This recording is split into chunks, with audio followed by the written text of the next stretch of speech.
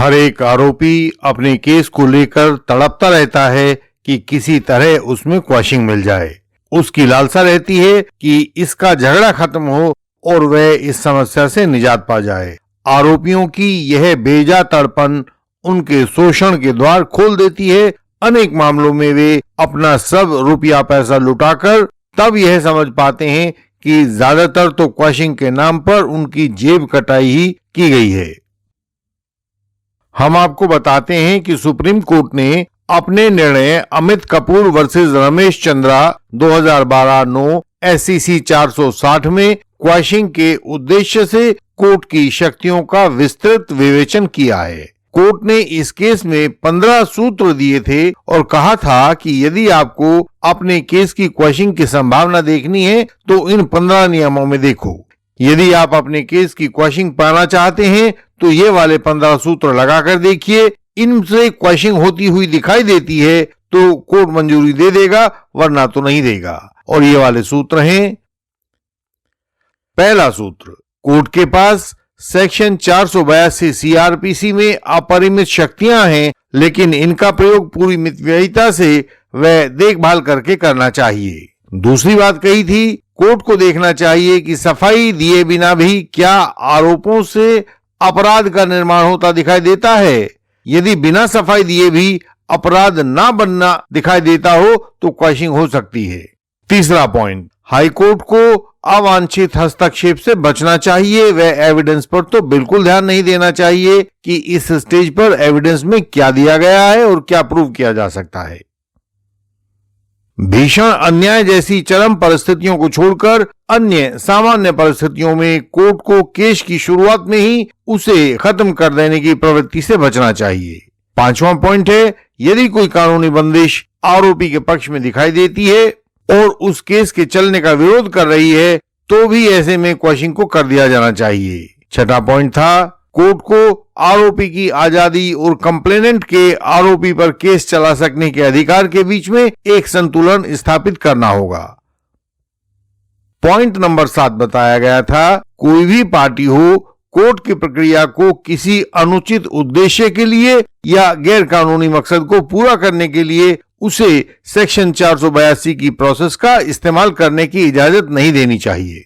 आठवां पॉइंट था, यदि लगाए गए आरोप किसी सिविल विवाद की ओर इशारा करते हो तो उनमें से कोई क्रिमिनल तत्व मौजूद होता हुआ ना दिखाई देता हो तो भी क्वैशिंग का रिलीफ दे दिया जाना चाहिए। पॉइंट 9 था, रिकॉर्ड पर उपलब्ध एविडेंस के आधार पर कोर्ट को कोई निष्कर्ष निकालने से बचना चाहिए, क्योंकि एविडेंस को केवल ट्रायल के दौरान देखा जा सकता है। क्वैशिंग के दौरान एविडेंस को नहीं देखा जाना चाहिए। कोर्ट को यह नहीं देखना चाहिए कि एविडेंस के आधार पर आरोपी को दोषी पाया जा सकता है या नहीं पाया जा सकता है।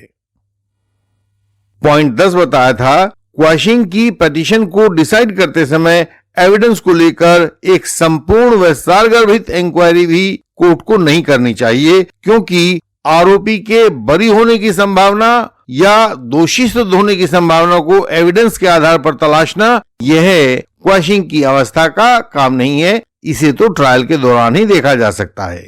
कोर्ट ने क्वैशिंग के बारे में अपना 11वां पॉइंट बताया था कि ऐसा भी नहीं है कि आरोप सिविल प्रकृति के हों तथा सिविल दावा भी कोर्ट में चल सकता हो। केवल इसी आधार पर क्रिमिनल केस की क्वैशिंग कर दी जाए, यानी कि केवल उसमें से सिविल दावा हो सकने की संभावना के आधार पर भी क्रिमिनल केस की क्वैशिंग नहीं की जा सकती है। 12वें पॉइंट में सुप्रीम कोर्ट ने कहा था, सेक्शन 228 या सेक्शन 482 CRPC की स्टेज पर आरोपी द्वारा प्रस्तुत डिफेंस मटेरियल को तो बिल्कुल नहीं देखा जाना चाहिए कि देखिए साहब मैं तो हॉस्पिटल में भर्ती था। ऐसा कोई भी बाहरी सबूत ना 482 की स्टेज पर देखा जाएगा और ना ही डिस्चार्ज के लिए सेक्शन 228 की स्टेज पर देखा जाएगा। सुप्रीम कोर्ट ने क्वैशिंग के लिए पॉइंट नंबर 13 बताया था कि सतत प्रोसिक्यूशन के नियम से देखने पर क्वैशिंग ऑफ ए चार्ज एक अपवाद होता है। बराबर संभावना वाले केस में प्रोसिक्यूशन को तरजीह दी जानी चाहिए। 14वां पॉइंट था कि यदि सेक्शन 173(2) CRPC में फाइल की गई चार्जशीट में कोई कानूनी डिफेक्ट भी है तो भी कोर्ट के पास चार्ज फ्रेम करने की कानूनी शक्ति रहती है, तो चार्ज फ्रेम करने की दिशा में बढ़ना चाहिए। डिस्चार्ज करने या क्वेश्चन करने के लिए ऐसी परिस्थितियों का या ऐसे कानूनी डिफेक्ट्स का प्रयोग नहीं करना चाहिए। अंत में 15वें पॉइंट में सुप्रीम कोर्ट ने कहा था कि ऊपर बताई गई इन सब बातों का ध्यान जिस केस में abuse of the process of the court दिखाई देता हो वहां पर क्वेश्चन की अनुमति दे देनी चाहिए, क्योंकि क्वेश्चन के मूलतः दो ही उद्देश्य होते हैं कि न्याय को पूरा किया जाए और कोर्ट की प्रोसेस को अब्यूज होने से बचाया जाए। हम अपने सब मेंबर्स को उनके केसेज में सही क्रॉस एग्जामिनेशन कैसे बनाएं, कोर्ट्स में आर्ग्यूमेंट्स कैसे पेश करें और कोर्ट्स में आने वाली दूसरी मुश्किलों तथा साथ में वकालत की समस्याओं वगैरह के बारे में सही राह दिखाते हैं। व्यूअर्स हमें व्हाट्सएप मैसेज भेजकर हमारे मेंबर बन सकते हैं। व्हाट्सएप मैसेज मिलने पर उनको आगे की राह बता दी जाती है।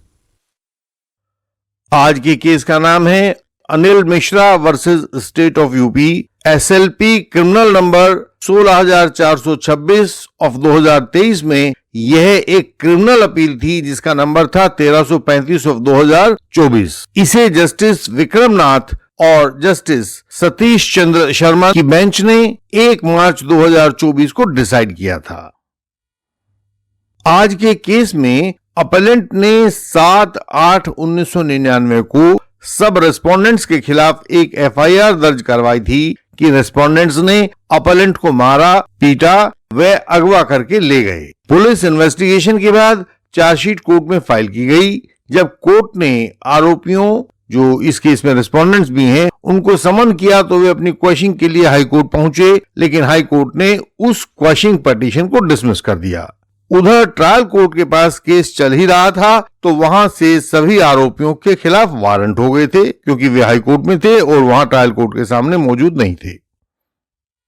जब आरोपियों को अपने खिलाफ हुए वारंट्स का पता लगा तो उन वारंट्स के खिलाफ वे लोग फिर से हाई कोर्ट में पहुंचे। इसी बीच में आरोपियों व शिकायतकर्ताओं के बीच में एक समझौता भी हो गया, लेकिन उस समझौते में वर्तमान अपलेंट शामिल नहीं था जिसको अगवा किया जाने का आरोप था।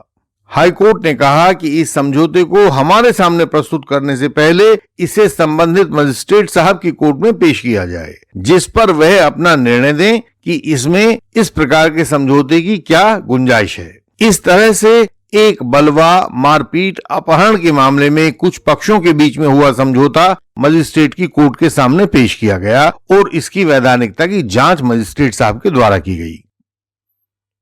मजिस्ट्रेट ने अपने 23 जनवरी 2023 के ऑर्डर में लिखा कि सेक्शन 147, सेक्शन 148, सेक्शन 149, 323 व 364 आईपीसी ऐसे अपराधों के बारे में है जिनमें से सेक्शन 323 को छोड़कर बाकी किसी भी अपराध को कंपाउंड नहीं किया जा सकता है, ना ही उसमें समझौता किया जा सकता है। फिर वर्तमान अपलेंट को जिसको चोट लगी है उसको इस समझौते में पार्टी नहीं बनाया गया है, तो यह समझौता जो आरोपियों व कुछ शिकायतकर्ताओं के बीच में हुआ है कानून की निगाह से ठीक नहीं है और इस पर अमल नहीं किया जा सकता है। मजिस्ट्रेट ने यह ऑर्डर करके इसकी कॉपी हाई कोर्ट के पास भिजवा दी, जैसा कि हाई कोर्ट ने ऑर्डर किया था। लेकिन जब यह मामला हाई कोर्ट के पास दोबारा पहुंचा तो हाई कोर्ट ने मजिस्ट्रेट के ऑर्डर की कानूनी आपत्तियों पर ध्यान न देकर उन पार्टियों के बीच में समझौते के आधार पर पूरे मामले में क्वेश्चनिंग किए जाने के हुक्म दे दिए। हाई कोर्ट के इस क्वेश्चनिंग ऑर्डर के खिलाफ वर्तमान अपलेंट सुप्रीम कोर्ट में आया है और सुप्रीम कोर्ट ने अपने एक पुराने निर्णय ज्ञान Singh versus state of Punjab का हवाला दिया है। यह ज्ञान Singh versus state of Punjab 2012-10 SCC 330 पर पब्लिश हुआ था।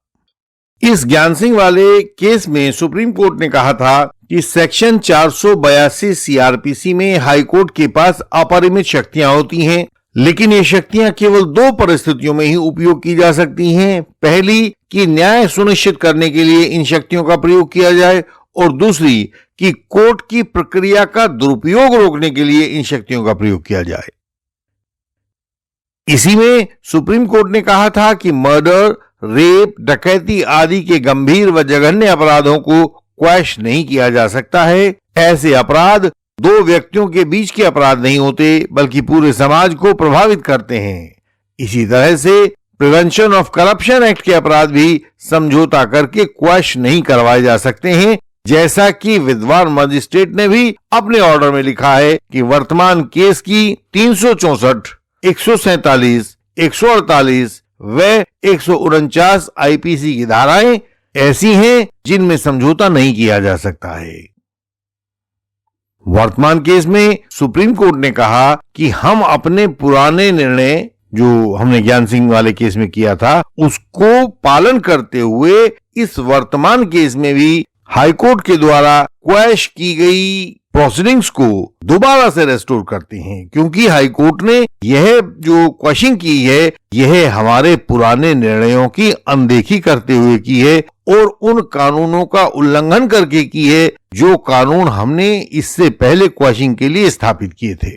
इस केस में जो वर्तमान केस है, इस केस में आरोपियों व कुछ शिकायतकर्ताओं के बीच समझौता कानूनन मान्य नहीं हो सकता है। इन आरोपियों को जाकर ट्रायल का सामना करने का आदेश दिया जाता है और यह कहते हुए सुप्रीम कोर्ट ने हाई कोर्ट के द्वारा दिए गए क्वेश्चन के ऑर्डर को अमान्य करार दे दिया, उस क्वेश्चन को डिसमिस कर दिया।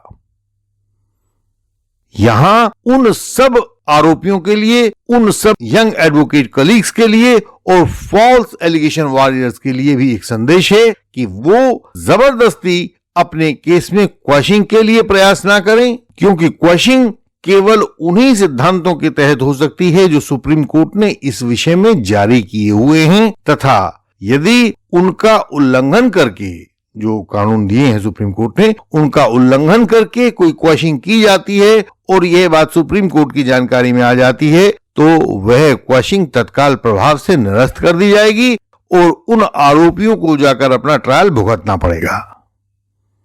जिन एडवोकेट्स को अपने केसेस में मुश्किलें आ रही हों, क्रॉस ना बन पा रहा हो, पता नहीं हो कि क्या एप्लीकेशन लगाई जाए, किस स्टेज पर क्या क्या किया जाए, ताकि विजयश्री आपको ही चुने, तो हमसे परामर्श कर सकते हैं। इस चैनल की हर एक वीडियो में सब कानूनी मुश्किलों से बचने के रास्ते सुझाए गए हैं, एडवोकेसी के बेहतरीन गुर बताए गए हैं, वकालत के दांव पेच सिखाए गए हैं। यह जानकारी हमारी वेबसाइट indianlegalsystem.org पर आपकी सरल भाषा में दी गई है। आप उसे पढ़ें और जानकारी प्राप्त करें। हमसे जानने, मिलने, पूछने के लिए व्हाट्सएप मैसेज करें ताकि वहां से आगे की राह खुल सके।